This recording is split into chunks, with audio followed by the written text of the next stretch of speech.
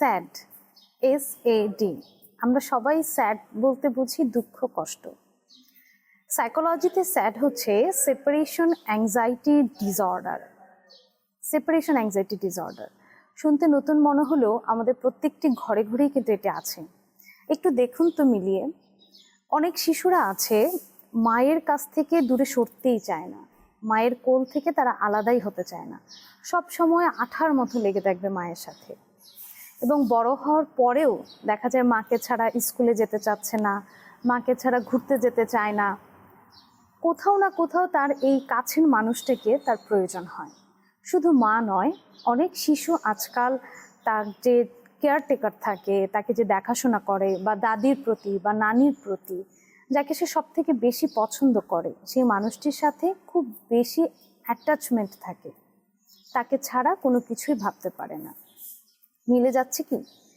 এই সমস্যাটি যদি দীর্ঘদিন ধরে থাকে, শিশুদের ক্ষেত্রে 4 সপ্তাহের বেশি এবং অ্যাডাল্ট মানুষের ক্ষেত্রে 6 মাসের বেশি সময় ধরে যদি এই অ্যাটাচমেন্ট বন্ডিংটা বেশি পরিমাণে থাকে এবং সেই মানুষটাকে হারানোর ভয়টা বেশি থাকে, একটা ফিয়ার বা একটা আতঙ্ক কাজ করে, প্যানিকের মধ্যে থাকে সবসময়, তখনই কিন্তু আমরা এটিকে সেপারেট অ্যাংজাইটি ডিসঅর্ডার বা স্যাড বলছি।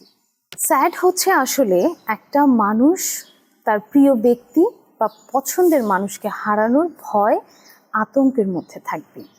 একটা স্টাডিতে দেখা যাচ্ছে সারা বিশ্বে প্রায় 4 থেকে 5% শিশু, মানে 1000-এ 40 থেকে 50 জন শিশু এই রোগে আক্রান্ত হয়ে আছে। এবং সবথেকে অ্যালার্মিং বিষয় হচ্ছে, এই রোগটি যদি ছোটবেলাতেই চিকিৎসা করা না হয়, তবে কিন্তু এটা যত বড় হতে থাকবে রোগের মাত্রাও বাড়তে থাকবে এবং অ্যাডাল্ট হওয়া পর্যন্ত কিন্তু এই রোগটি স্থায়ী হয়ে যায়। এখন বলি, অ্যাডাল্টদের ক্ষেত্রে এই সেপারেশন অ্যাংজাইটি ডিসঅর্ডারকে কিভাবে চিনব।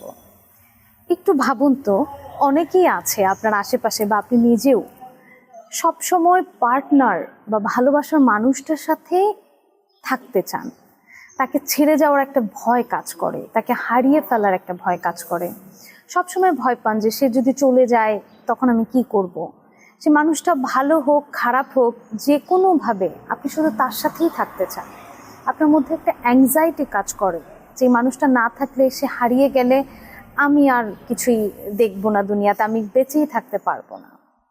এই ব্যাপারটা যদি খুব তীব্র হয়, তখন কিন্তু বুঝতে হবে যে আপনি সেপারেশন অ্যাংজাইটি ডিসঅর্ডারে ভুগছেন। পার্টনারের প্রতি ভালোবাসা, প্রিয় ব্যক্তির প্রতি ভালোবাসা প্রত্যেকটি মানুষেরই থাকবে, কিন্তু সেই ভালোবাসার তীব্রতা যদি অ্যাংজাইটিতে চলে যায়, প্যানিক অ্যাটাকের মতো হয়ে যায়, যদি খুব বেশি আতঙ্কের মধ্যে ফেলে দেয় আপনাকে, তখনই কিন্তু সেটি একটি মেন্টাল ডিসঅর্ডার। এটি খুবই অ্যালার্মিং এবং বুঝতে হবে যে আপনি নিজেকে নিয়ে ভাবার সময় এসেছে এবং নিজের এই সমস্যাটি নিয়ে কাজ করতে হবে। সেপারেশন অ্যাংজাইটি ডিসঅর্ডার মূলত শিশুদের জন্য একটি খুব স্বাভাবিক বা সাধারণ একটা বিষয়, এটা খুবই সচরাচর দেখা যায়, কিন্তু এই ব্যাপারটি আমরা অনেকেই গুরুত্ব দিতে চাই না। ভাবি ছোট্ট শিশু, মায়ের প্রতি তো অ্যাটাচমেন্ট থাকবেই। এখন যেহেতু অনেক বেশি ওয়ার্কিং মাদার আছেন, তারা দাদি নানি বা কেয়ারটেকারের কাছে শিশু রেখে যাচ্ছেন, তারা চিন্তা করেন যেহেতু সারাদিন তার সাথেই থাকে, তো তার তো একটু অ্যাটাচমেন্ট থাকবেই। কিন্তু যদি এটা 4 সপ্তাহের বেশি হয় এবং শিশু যদি অনেক বেশি কান্নাকাটি করে, রিয়াক্ট করে সেই ব্যক্তিদের থেকে দূরে গেলে, তখন কিন্তু বুঝতে হবে যে এটা চিকিৎসাযোগ্য একটি mental disorder, separation anxiety disorder. এবং এটা যদি ছোটবেলায় ট্রিট করা না হয়, তাহলে কিন্তু একটু বড়বেলাতেও রিলেশনশিপের ক্ষেত্রে একইভাবে দেখা দিবে। বড় হয়ে যাওয়ার পরেও হয়তো সে অনেক স্ট্রাগল করে একা চলা শিখেছে, কিন্তু তারপরও পার্টনারকে হারানো বা পার্টনারকে ধরে রাখার যেই তীব্র আকাঙ্ক্ষা, একটা আতঙ্ক, ভয়, সেটা কিন্তু তার মাঝে থেকে যাবে। তাই প্রত্যেকটি মানসিক রোগ বা মেন্টাল ডিসঅর্ডারের চিকিৎসা করাটা খুবই জরুরি। সেপারেশন অ্যাংজাইটি ডিসঅর্ডারটিকে চিনবেন কি করে? জাস্ট 3টি সিমটম যদি মিলে যায় এবং সেটা যদি 4 সপ্তাহের বেশি শিশুদের জন্য এবং 6 মাসের বেশি বড়দের ক্ষেত্রে বজায় থাকে, তাহলে বুঝবেন এটা অ্যাংজাইটি ডিসঅর্ডার। কি কি আছে সেই সিমটমগুলো? প্রথমেই আছে প্রিয় ব্যক্তিটিকে হারানোর ভয় বা আতঙ্ক এবং তার থেকে বিচ্ছিন্ন হয়ে যাওয়ার আতঙ্ক। একা কোথাও যেতে না চাওয়া বা একা থাকতে ভয় পাওয়া, এবং একা ঘুমাতে না পারা এবং বারবার সেপারেশনের স্বপ্ন দেখা। যে ব্যক্তিটিকে সে পছন্দ করে বারবারই স্বপ্নে সেই ব্যক্তিটির সাথে সেপারেশন হয়ে যাচ্ছে এরকম কিছু স্বপ্ন দেখা। এবং যদি একটু সেপারেট থাকে, সাপোজ আমি ধরছি যে কোনো মায়ের সাথে কোনো শিশুর এই ধরনের অ্যাটাচমেন্ট আছে এবং মা হয়তো একটু বাইরে গেছেন, তারা একটু সেপারেট আছেন, সেই শিশুর যদি মাথা ব্যথা হয়, বমি বমি ভাব হয়, পেটের সমস্যা হয় এবং তার ভেতরে যদি শ্বাসকষ্টর সমস্যা দেখা দেয়, তখন বুঝতে হবে এটা অ্যাংজাইটি ডিসঅর্ডার। এবং এটা একইভাবে বড়দের ক্ষেত্রেও প্রযোজ্য। যদি প্রিয় ব্যক্তি বা ভালোবাসার মানুষের থেকে সামান্য সময়ের জন্য সেপারেট থাকা হয় এবং তার মধ্যে যদি এই ফিজিক্যাল বা শারীরিক উপসর্গগুলো খুব বেশি পরিমাণে দেখা যায়, তবে সেটা সেপারেশন অ্যাংজাইটি ডিসঅর্ডারের সিমটম। এছাড়াও আরও কিছু সিমটম আছে, যে প্রিয় ব্যক্তিকে হারানোর কল্পনাটা বারবার করা, যে ও বোধহয় আমার কাছ থেকে হারিয়ে যাচ্ছে, আমি ওকে আর পাবো না, এই ধরনের কল্পনাগুলো খুব বারবার মাথার মধ্যে আসবে।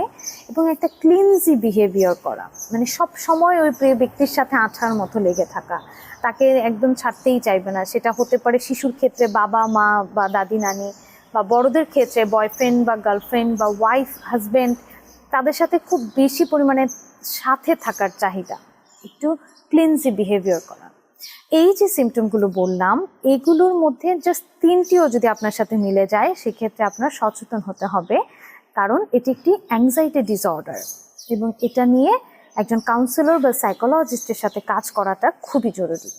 সবশেষে ছোট্ট করে বলবো, এই সেপারেশন অ্যাংজাইটি ডিসঅর্ডার আসলে হচ্ছে কেন। 1 নম্বর কারণ হচ্ছে অ্যাটাচমেন্ট ইনসিকিউরিটি।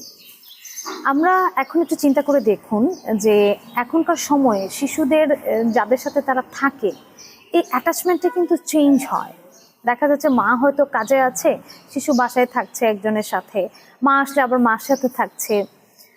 এই যে কার সাথে সে অ্যাটাচড হবে, কে তার আপন, কে তার কাছের, এই জায়গাটা শিশু বুঝতে পারে না। তার মধ্যে একটা ইনসিকিউরিটি তৈরি হয় এবং এই অ্যাটাচমেন্ট ইনসিকিউরিটি থেকে কিন্তু স্যাড হওয়ার সম্ভাবনা থাকে বেশি, সেপারেশন অ্যাংজাইটি ডিসঅর্ডার হওয়ার।